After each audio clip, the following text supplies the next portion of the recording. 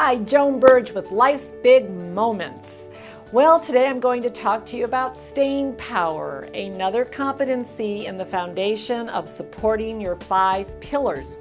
I hope you've been watching all the other videos where I have shared the other foundation competencies with you.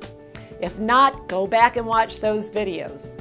Staying power. So I am reminded of this wonderful experience I had a few years ago where my daughter Lauren ran her first half marathon. There is a big race that is held in Las Vegas every December. It's the Rock and Roll Marathon.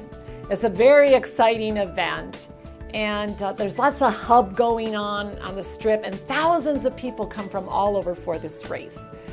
It was exciting for me because I had never ever experienced a marathon. And so I had watched my daughter prepare for months. She's a full-time working mom, 2 little kids, but she would get up early morning and train and work out, building up to that day.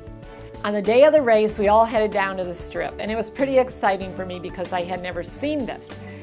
All these runners had energy and enthusiasm. They were ready. They were determined.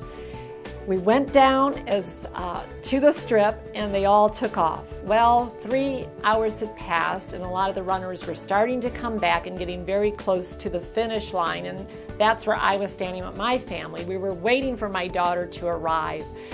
What I noticed, though, was these runners were just dragging themselves to that finish line.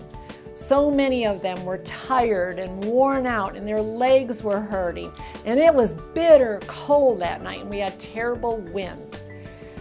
But I noticed that they kept going. They could see the finish line. They were so close. They had staying power. They did not give up.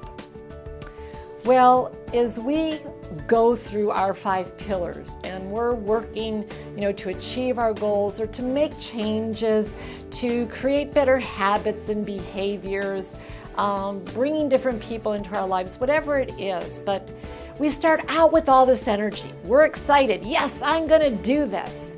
I'm going to make this happen.